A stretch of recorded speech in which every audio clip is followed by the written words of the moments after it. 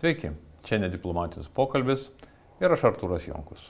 Šiandienos mano svečio pristatinėti daugam tikrai nereikia, nes tai yra žinomas istorikas, diplomatas, rašytojas, ambasadorius Alfonsas Eidintas.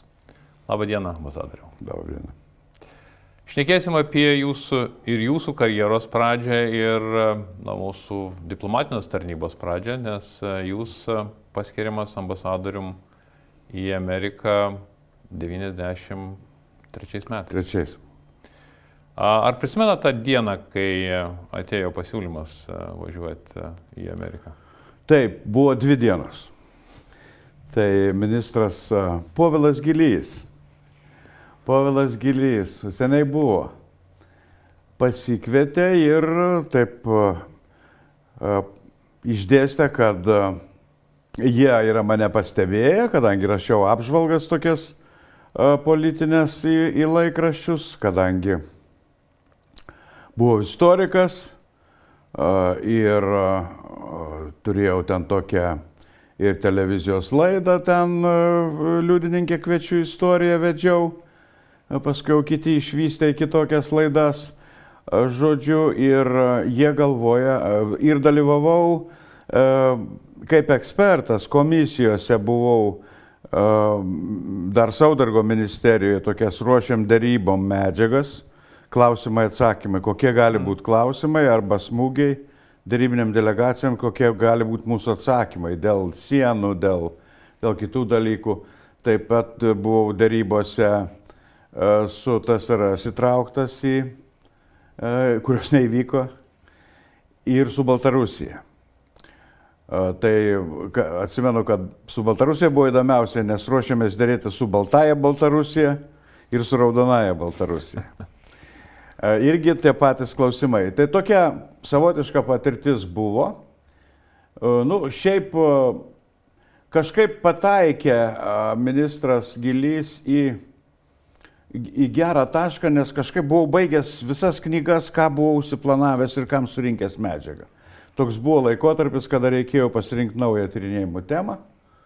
Jau buvau parašęs knygą apie Aleksandrą Stulginskį, užbaigęs ką tik surinkęs medžiagą Amerikoje, Čikagoje konkrečiai, ten 91-92 metais. Ir pasiūlė arba įsteigti ambasadą Suomijoje, arba Austrijoje. Aš vokiečių kalba mano buvo pirmoji užsienio kalba, anglų buvo antroji tuo metu.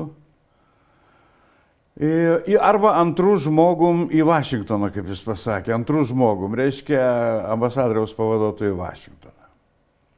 Paprašė pagalvoti, tai aš už kelių dienų pagalvojęs, man kažkaip Štrauso valsai galvoja zvimbė, Austrija būtų visiškai priimtina, viena įsteigti Lietuvos ambasadą, didelė garbė, pradėti nuo nulio, pamažu įeiti tą. Ir tuomet ministras mane pasikvietė, liepė įsikibti kėdę ir sakė, mes beturim tik vieną pasiūlymą, vieną vienintelį ir jums spręsti, ar važiuojat ar ne. Tai ambasadoriumi į Vašingtoną. Pasikeitė situacija. Kandidatas į ambasadorius atsisakė. Ir turėjau 24 valandas apsigalvoti. Ir tuo metu laimiai buvo mano profesorius iš Viskonsino Madison universiteto Alfredas Senas atvažiavęs. Mes tai pusę nakties svarstėm, ar čia verta, ar neverta. Ten tokia politizuota situacija po rinkimų.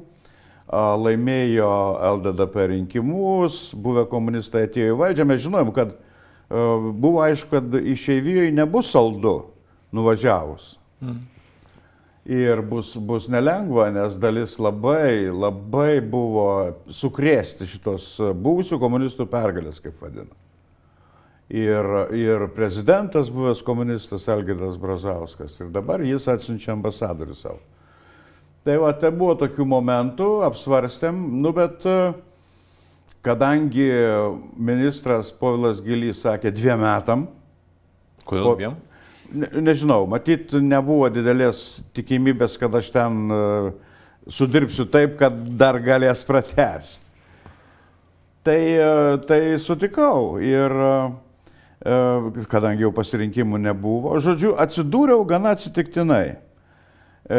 Kas guodė ir, kaip sakė Vytautas Maciūnas, Amerikos lietuvis, sako, kaip tu drįsai stotis į tokį didelį batą? Tai sakau, žinai, aš žinau iš archyvų prieškarinės diplomatijos veiklą, kaip pranešimus rašė, kokius pranešimus. Ir tas mane biški padrasino, kad, ir po to, jau kai aš daviau sutikimą, tai sakyčiau, tokį labai gerą postūmį padarė daktaras Stasys Bačkis. Jis jau gyveno Vilniuje, aš jam paskambinau, jis pakvietė į namus, papasakojo apie ambasadą, jisgi buvo prieš Lozораitį, jis buvo diplomatijos šefas, kuris perdavė visus įgaliojimus Algirdui Saudargui. Žurnalus ten parodė, tą ambasados pastatą didžiulį, milžinišką, paskui suskaičiavom, 96 langai, 80 durų. Čia kai remontą reikėjo daryti. Ten, kur reikės daryti remontą. Niekas nežinojo, kad ten reikės daryti remontą. Pirmas, antras aukštas buvo atremontuoti anksčiau čia, kai prie Kubos ambasados sprogo bomba ir mūsų langai išlakstė ten. Žodžiu, pastatas reikėjo tokio kapitalinio remonto ir panašiai, bet dar reikės. Tai taip viskas ir prasidėjo, nes kažkokio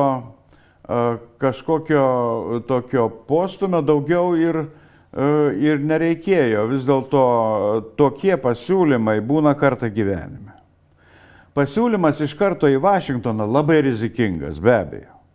Tai vienas svarbiausių sostinių. Taip, vienas svarbiausių sostinių. Be to, pats supranti, atsakomybė didelė pradėjo slėgti. Didelė, ar bent ištrauksiu pakenčiamai tą, ar susitvarkysiu su ambasada, su tais uždaviniais, kurie juk reikėjo ir sustatyti ambasadą ir pajungti viską.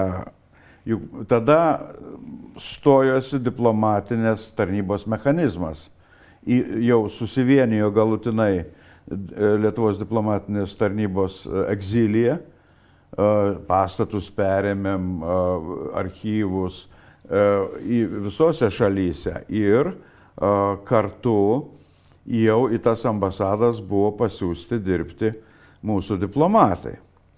Tai kas dar padrasino, kad rugsėjo mėnesį išvažiavo pirmieji 2 diplomatai į Vašingtoną, iš Vilniaus, pabrėžiu, iš Vilniaus, sostinės Vilniaus ministerija pasiuntė. Tai Jonas Paslauskas ir daktaras Vytautas Žalys. Ir paskui lapkričio pradžioj atvažiavom aš ir Darius Pranskevičius, ekonomistas. Po to už kelių mėnesių teisininkė Sigutė Jakštonytė buvo atsiųsta ir mes visi akreditavomės valstybės departamente kaip Lietuvos diplomatai. Tai buvo mūsų egzilio diplomatų svajonė, nes jie ne visi buvo su statusu diplomatų. Ten būdavo už diplomatinio sąrašo ribų ir panašiai. Mes buvom akredituoti jau kaip Vašingtone, kaip diplomatai, bet to iš senosios ambasados sudėties liko Ramūnas Astrauskas, labai gabus, jis tvarkė visą ūkį, buhalteriją ir visus tokius aprūpinimo ambasados darbus. Ir liko Linas Orentas, Amerikoje gimęs lietuvis, ekonomistas, tokiem ekonominiam ryšiam plėsti. Tai va tokia buvo pradžia, po to pasamdžiau pagal sutartį daktarą Tomą Michalskį, irgi 4. kartos Amerikos lietuvį. Reikėjo daug laiškų atsakinėti ir gera anglų kalba, reikėjo redaguoti mūsų kalbas ir siunčiamus raštus. Nu ir, žodžiu, tas toks tvarkymasis, jisai ir žinia, kad tu ne vienas, o dar noriu pasakyti, kad tie diplomatai, kurie buvo pasiųsti, tai Paslauskas buvo protokolo direktorius. Jis labai gerai žinojo, kaip viskas vyksta diplomatinė. Tai ta prasme buvo labai drąsu. Žalys rašė geras apžvalgas ir analizės politikos ir kiti diplomatai. Jie buvo baigę jau kažkokius tai kursus vakarų Europoje. Diplomatų kursus. Jie nenuvažiavo tik tai su teoriniam žiniom, kokios šiuo atveju mano buvo. Jie turėjo ir tokių praktinių. Bet jūs Ameriką žinojo truputėlį jau iš vidaus, nes jūs... Taip, krašto pažinimo, aš kaip stažuotojas pažinojau, kadangi stažavaus Wisconsino Madison universitete, bet žinot, stažuotojas. Važiavai, pravažiavai, turi pažįstamų akademikų tarpe, akademikų lietuvių tarpe. Daktaras Tomas Rimeikis ir kiti lietuviai, reiškia, kurie ten Akiračių visa redakcija, Liūtas Mockūnas, Rekašius, tokių pažinčių buvo. Bet čia dabar jau iš kitos pusės tu ateini į tą šalį. Ir reikėjo jau su vadovais išeivijos pradėti dirbti, tik nuvažiavus, be abejo. Tai toks kolektyvas susidarė, tas pradinis, labai stiprus. Visi tie jūs, mano minėti žmonės, vėliau tapo ambasadoriais. Taip. Visi. Taip. Už metų atvažiavo įgaliotoji ministrė Dalia Grybauskaitė dirbti ambasadui. Vėliau jinai taps Lietuvos prezidentė. Sakyčiau, komanda susidėjo labai rimta.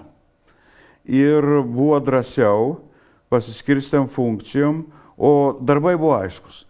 Pradėjom dirbti, aš lapkričio pradėjau, gruodžio 9 įteikiau skiriamuosius raštus Amerikos prezidentui Billui Clintonui, susipažinau su prezidentūros žmonėm, Nicholas Burnsu, Daniel Fried, su valstybės departamento pareigūnais.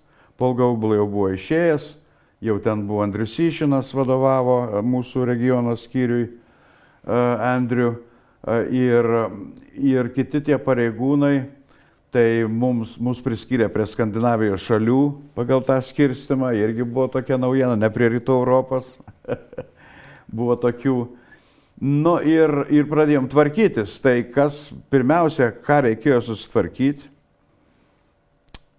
tai panaikinti vizas amerikiečiam. Čia buvo mūsų idėja ir prezidentas Brazauskas pritarė. Sunkiai, bet pritarė, nes pajamų buvo daug iš jų.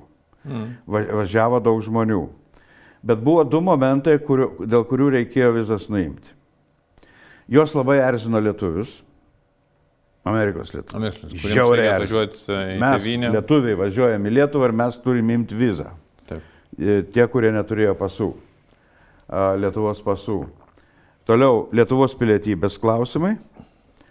Ir dar vienas dalykas. Pradėjo važiuoti amerikiečių oficialios delegacijos. Prasidėjo bendradarbiavimas. Pentagono žmonės, grupės. Military to military programa, kariškiai kariškiam. Taip.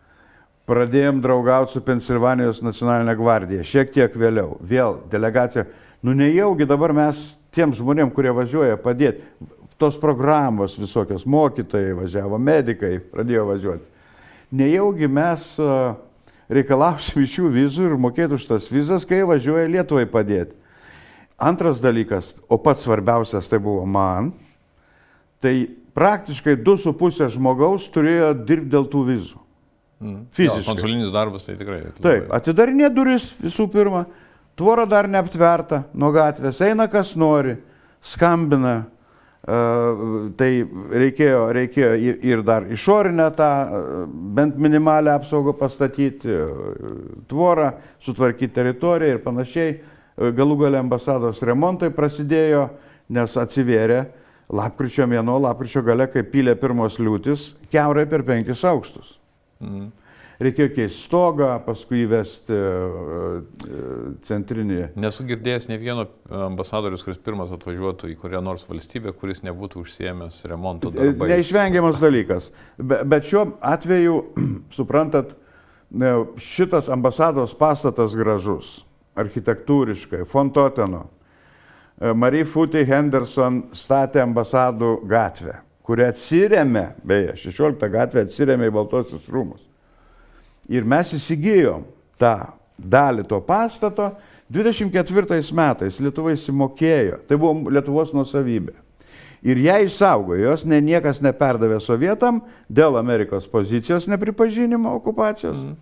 Ir tai buvo simbolika, didžiulė simbolika. Ir mes tą jautėm, kad mes negalim, pavyzdžiui, jau atvažiavom vėlų rudenį, šaltoką, bet visi supranta, pavasarį, visi tie diplomatai juk dirbs po 8 valandas. Jie ne savanoriai, kad nori ateina, nori išeina. Jiem bus darbo valandas. Šitam karštį jie ten neištvers be vėsinimo sistemos. Toliau sustojo pečius, užsikimšo, iškvietėm tą specialistą radę archyvę, kuris ten tvarkė iki to. Sako, aš prieš 15 metų sakiau, kad tą krosnį reikia keisti. O ten dabar buvo užsikimšę nuo druskų, nuo kalkių jau viskas. Tai tokius dalykus reikėjo tvarkyti. Tai nebuvo joks, kaip sakant, bandymas kaip nors įgelti Amerikos lietuviam, kurie atremontavo 1 ir 2 aukštą dėl reprezentacijos. Bet neužteko pinigų kilti aukščiau, yra 5 aukštų pastatas. Nu va, tai žodžiu, tai tokie buvo, tai atėmė daug laiko. Bet dabar reikia pradėti kalbėti apie tuos, kurie padėjo. Man būtų labai sunku, aš humanitaras, istorikas, man ar tokio storio vamzdžiai reikia dėti, ar tokio storio yra sunki problema. Bet buvo tą remontą vykdęs architektas Arvydas Barzdukas, kurį pasikvietėm, kuris mielai sutiko mums padėti. Tai jis vadovavo ir kompanijų parinkimui, ten jau tų pagrindinių darbų, ir techniniam tiem klausimam. Ramūnas Astrauskas ten savo ruoštus kaip organizavo, bet tik specialistas galėjo pasakyti, ar užtenka tokių vamzdžių, ar tokių šitam pastatui, ar reikia dėti didesnio pajėgumo. Iš bendruomenės. Taip, jis buvo Amerikos lietuvis, be akcento kalba lietuviškai. Toliau visas apšildymas, vamzdynas ir radiatoriai, ir net pats žmogus atvažiuodavo, kai pradėdavo šaudyti radiatoriai gavę nuo naujos krosnės tuos. Kazys Vasaitis, buvęs Vašingtono kanalizacijos viršininkas. Tai Vasaitis daug padėjo. Nu, o toliau prasidėjo jau politinių klausimų sprendimas. Tai gruodžio 9 teikiu skiriamosius raštus, gruodžio pabaigoje reikia važiuoti metinį misijų vadovų pastarimą Vilniui. Ten pasakom kalbą, ką Vašingtone išgirdom.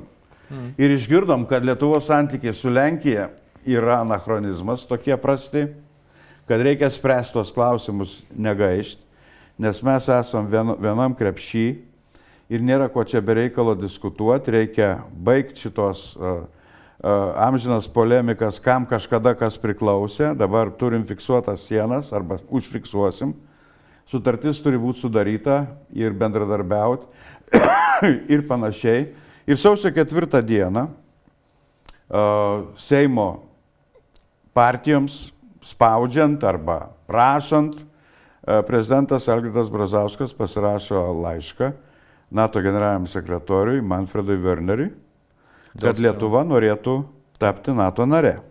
Ambasadoriau, truputėlį grįžtant, kad nepamiršt, kaip greitai vizas panaikino, visgi kaip pavyko tą klausimą amerikiečiams? Per kiek laiko? Man atrodo, 94 pavasarį. Mes išlaisvinom 2,5 žmogaus kitiem darbam. Ir tuo pačiu... Ir tuo pačiu Lietuva amerikiečių akise tapo laisvas kraštas, į kurį galima atvažiuoti be jokių vizų, be suvaržymų, nes mes žinojom, kad banditai iš Amerikos netvažiuos. Atvažiuos labai geri žmonės ir atveš dolerių ir pagalbą. Ir taip ir buvo.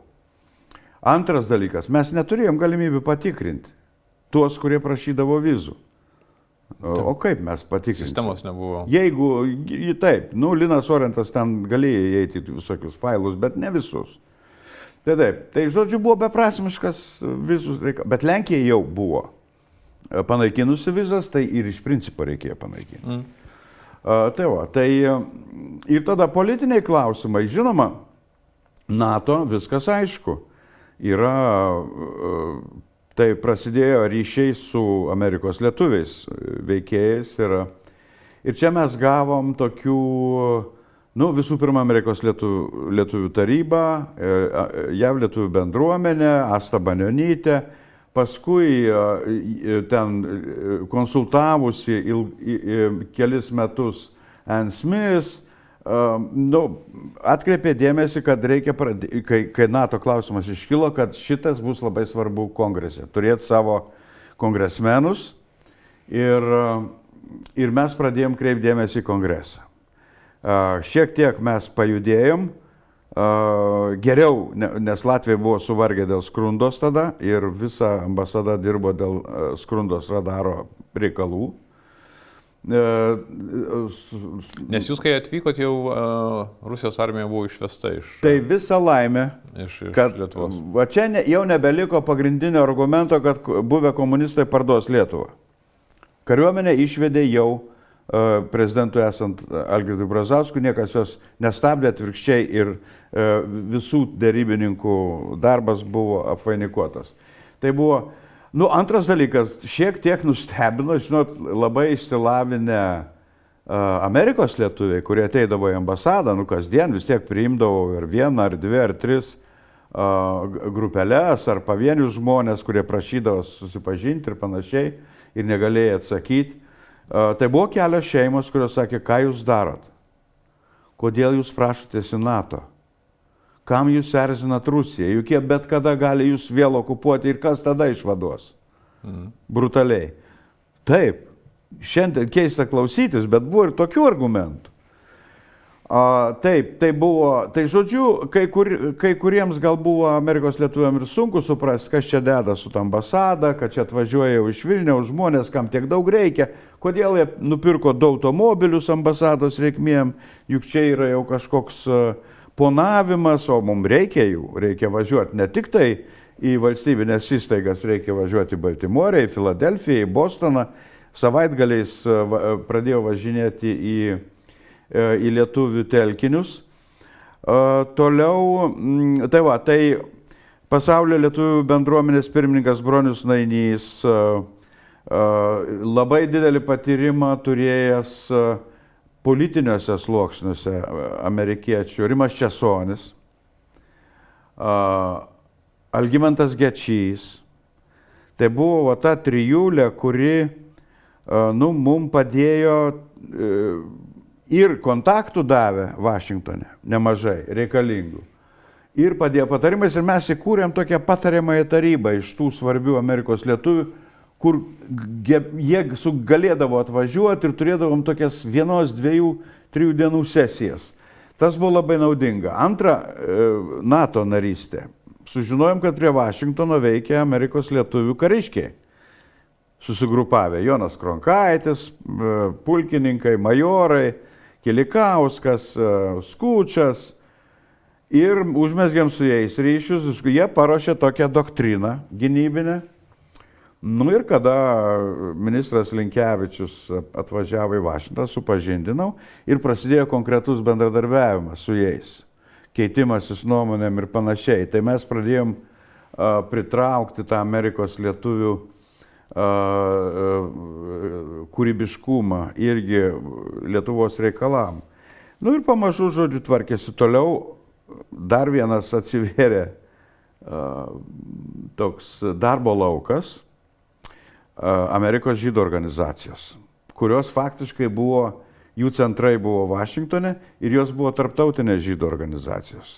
Bet daugiausia su American Jewish Committee ir ten jointai visi, ir IPEC-ai, ir susipažinau su vadovais, mes pirmą kartą surengėm Lietuvos žydų paminėjimo dieną, Holokausto paminėjimo dieną ambasadoj.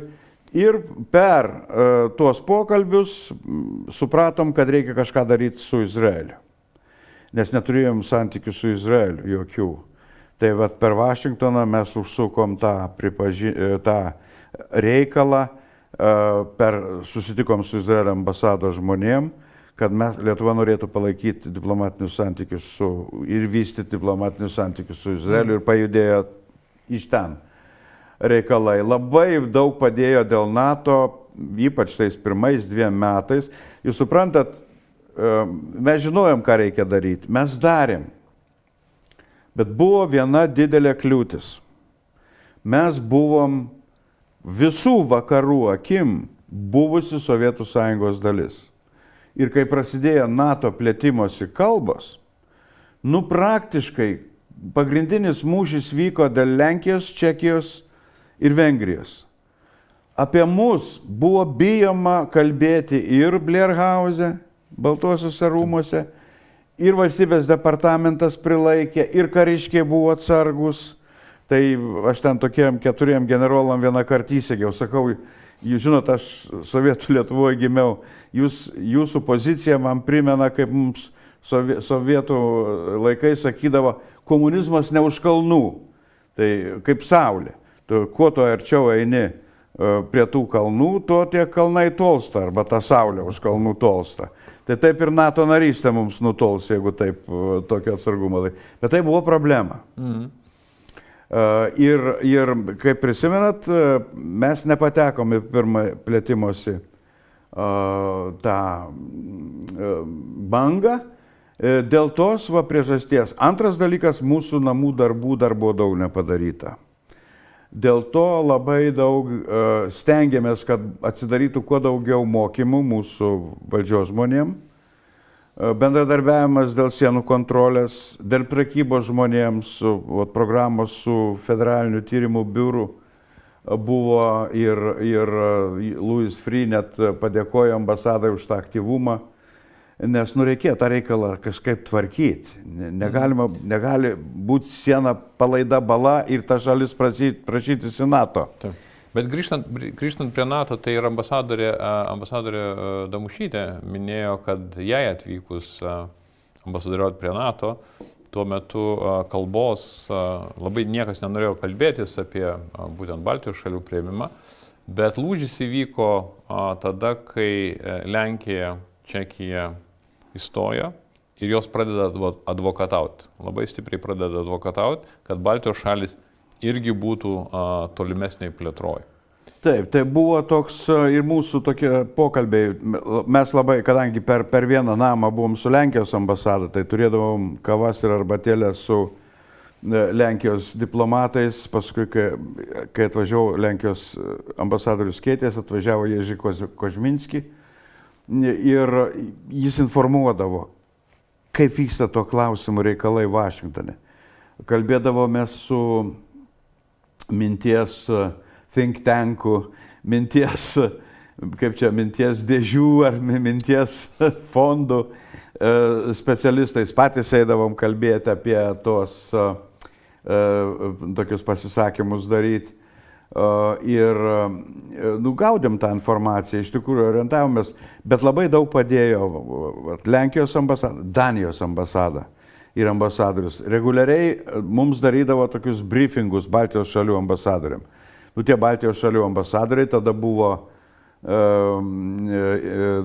Tomas Ilvesas, būsimas Estijos prezidentas, ir Kalninčas, dabar jis Rygoje gyvena, buvęs paskui Latvijos Seimo užsienio reikalų komiteto ilgametis pirmininkas.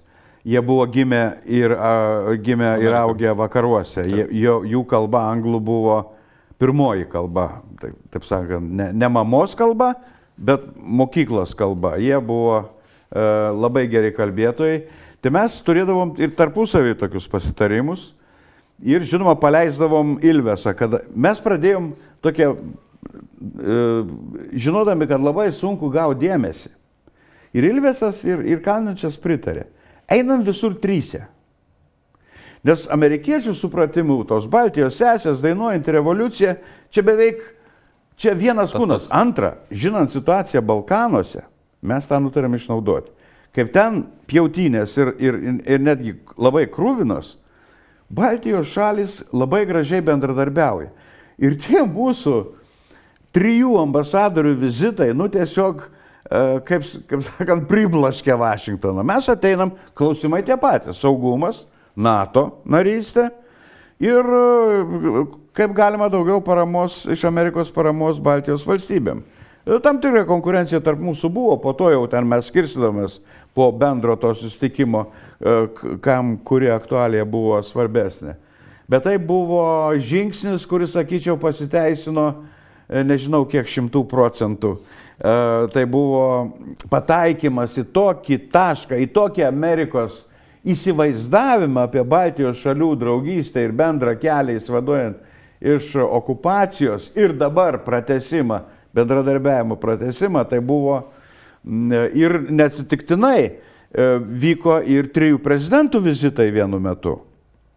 Ir Brazauskas, ir Meri, ir Ulmanis, ne vieną kartą, neoficialūs, darbiniai.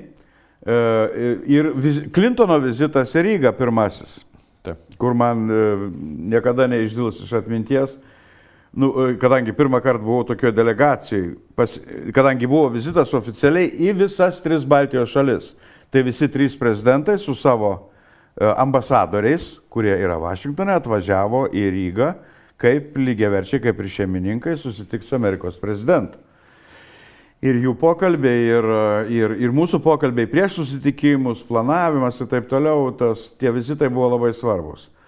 Tai žodžiu, tai po metų darbo, jeigu koks ateities istorikas pradės vartyti popierius, jau mūsų produkcija iš Vašingtono, pranešimai, analizės, metinės ataskaitos, ketvirtinės, jau darė įspūdį ministerijai. Žodžiu, raportavimas centrui vyko, kadangi atvažiavo gabūs, pajėgūs žmonės ir užmesgėm reikalingus kontaktus ir ambasada pradėjo veikti kaip sudėtinė Lietuvos diplomatinės tarnybos dalis be jokių klausimų ir tikrai ir pasikliovėm ir gavom gerą žinančių reikalą Amerikos lietuvių pagalbą, taip kad už metų jau buvo drąsiau.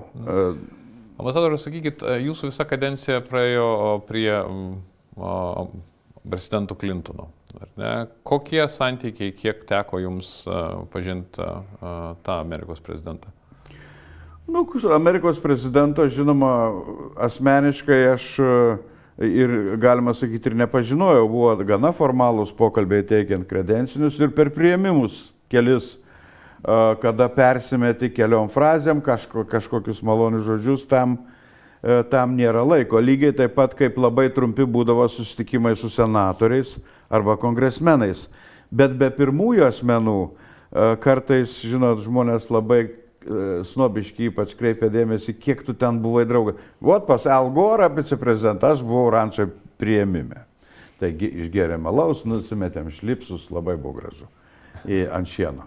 Numetėm, ten buvo toks reiškia, kaubojiškas balius. Tai čia jau buvo labiau. Dabar kiti, tu dirbi su tai žmonėm, bet nebūtinai tau verštis prie pirmųjų asmenų, kurie toj pat užmirš, ką tu jiems sakėjai. Nes per didelis laukas jiems. Jie turi per daug rūpesčių.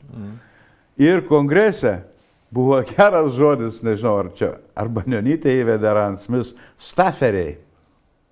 Dirbkit su staferiais, jie įdės senatoriam į burną tai, ką jie pasakys apie Lietuvą. Tai va čia yra esmė. Dirbti su kitais žmonėms, su jų štabais, ten būti žinomais, duoti naujausią informaciją, juk tas senatorius vargšas apsivertęs ant tonom popierių, kada jis prieis prie Lietuvos reikalų, bet kada reikia per vizitus susitikti, viskas tvarkoja. Ir jam mes naudingi, ir jam pasirodyti prieš lietuvių rinkėją, Amerikos lietuvių rinkėją, čia būdavo jau.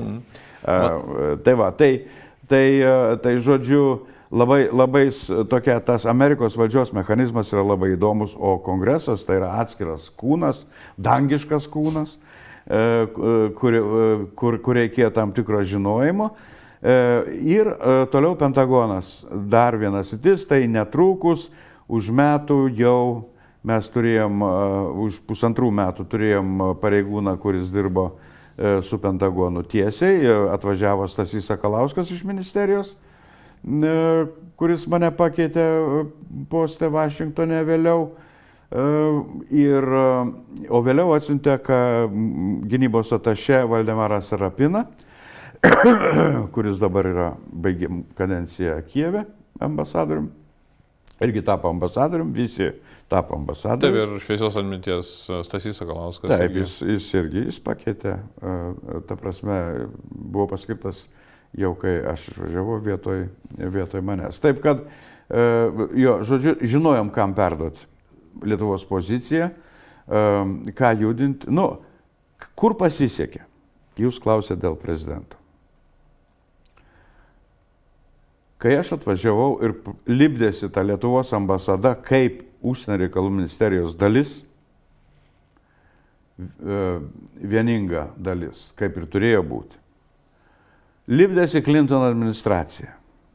Ir visi Danieliai Frydai, visi Holbrukai, visi Straubtalbotai, visi tie, su kuriuo man reikės dirbti, jie visi atėjo tuo pačiu metu.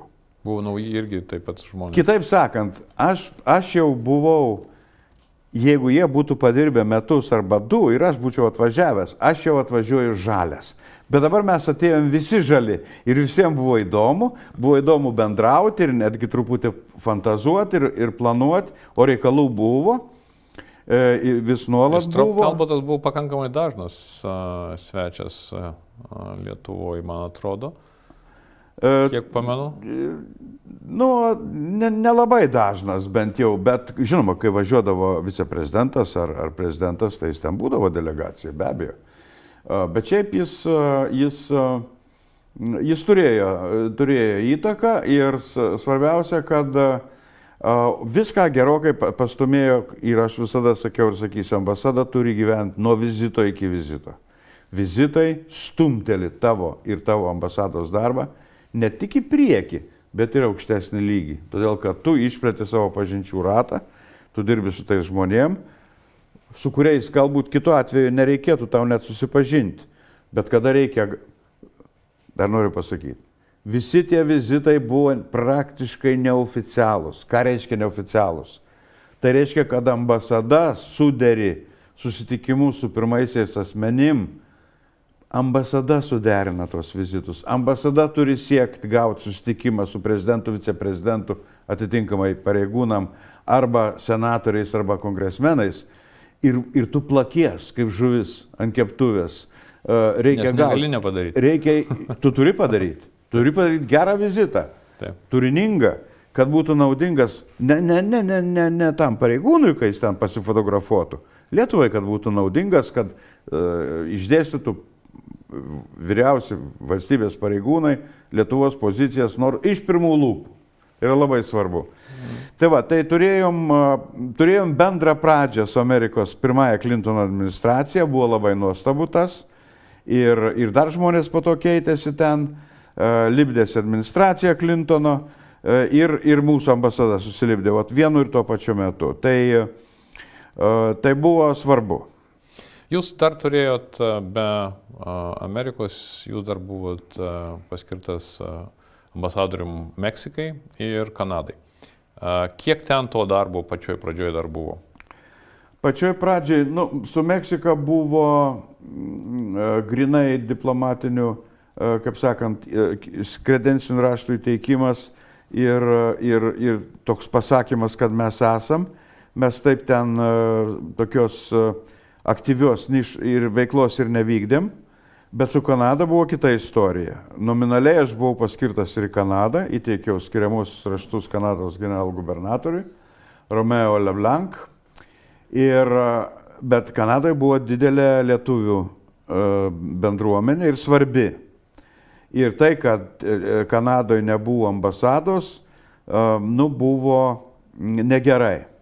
Visų pirma, narystė NATO vėl. Kanada, kaip ir Amerika, NATO narė, reikėjo ir ten judinti gana irgi tokia atsargia pozicija dėl Lietuvos narystės, pradžioje labai atsargia, tokia, sakyčiau, netgi atsargesnė už Amerikos, Bet vis dėlto Kanada irgi pradėjo teikti tam tikrą paramą ir mūsų specialistam ir, iš pradžių nedrąsiai anglų kalbos kursais ir panašiai. Bet Amerikos lietuviam reikėjo to ir mes įsteigėm atstovybę fiziškai. Buvo pasiūstas dirbti diplomatu ir įkūrėm mažą ambasadą Jonas Paslauskas. Jis ten buvo laikinuoju reikalų patikėtiniu, kadangi nominaliai ambasadorium aš buvau, o kada jau baigiau darbą Vašingtone, tai pratęsiau ten porą metų Kanadoj, kaip prezidentas Adamkus sakė, vis tiek reikia tą 4 metų kadenciją užbaigti Kanadoje. Aš 2,5 nominaliai buvau ir 2 metus fiziškai jau. Jūs tiesiog persikėlėte iš Vašingtono? Taip, iš Vašingtono į Otavą. Tai Kanadoje ambasada labai pasiteisino, iš tikrųjų mums svarbi šalis ir bendramintė. Antras dalykas, ta ukrainiečių diaspora Kanadoje buvo labai mums palanki. Senatoriai ukrainiečių kilmės ir panašiai žinojo jie mūsų, gal geriausiai žinojo mūsų situaciją ir mūsų norus ir panašiai. Tai viskas taip susiklostė pozityviai, reikia pasakyti. Ir vietoj 2 metų prabuvau 4. O sakykite, jeigu taip apibendrinat, ar ne, savo pirmą kadenciją, nes čia 45 minučių neužtektų su jumis šnekėtis apie visą jūsų diplomatinį kelią. Jeigu apibendrinant jūsų pirmąją kadenciją, tai yra Amerika, kaip jūs patys galėtumėte ją apibūdinti? Kokia jinai buvo, jeigu taip iš istorinės perspektyvos žiūrint? Sunku pasakyti, aš čia nevertinsiu savo darbo, nes neturiu tam įgaliojimų. Ir man atrodo, kad mes per nepilnus metus laiko pradėjom vykdyti visas ambasados funkcijas, maždaug pasikalbėdavom su kolegom mūsų dydžio valstybių. Niekas nieko ypatingai niekur proveržio nepadarė daugiau negu kaip mes visi darė tą patį darbą. Visi gana profesionaliai, kaip jau kalbėjau, visi štabo nariai, visi ambasados diplomatai ir nediplomatai žinojo, ką jie daro ir prisidėjo prie to.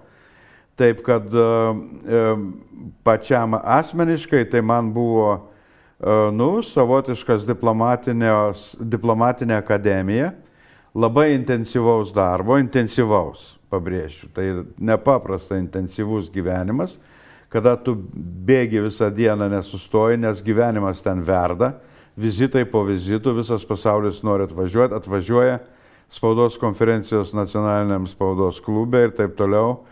Ir tu viską maždaug turi apčiuopti ir žinoti, kartais gal ką ir pražiopsai, bet tai nieko tokio, kaip paskui įsitikinom, jau nėra taip, kad, žinot, vien ta ambasada yra ir daug informacijos šaltinių. Jeigu ministerija ką nors norės pasitikrinti, jinai pasitikrins su Amerikos ambasada Vilniui ir panašiai, tai nesi tokia biški nuėmė tą bereikalingą įtampą dėl to, kad tu čia gali priskaldyti malkų. Nieko tu negali priskaldyti malkų, tu esi diplomatinės tarnybos narys, tu gauni instrukcijas ir tu esi pareigūnas, tu vykdai instrukcijas.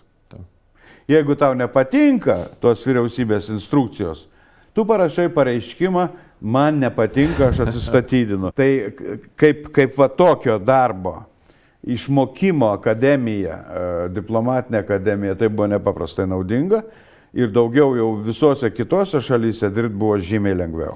Ačiū ambasadoriau šitą jums už laiką ir apie dar vieną šalį, kurią tikrai norėsim pasišnekėti kitam kartui, pavyksim Izraelį ir jūsų darbą Izraelyje.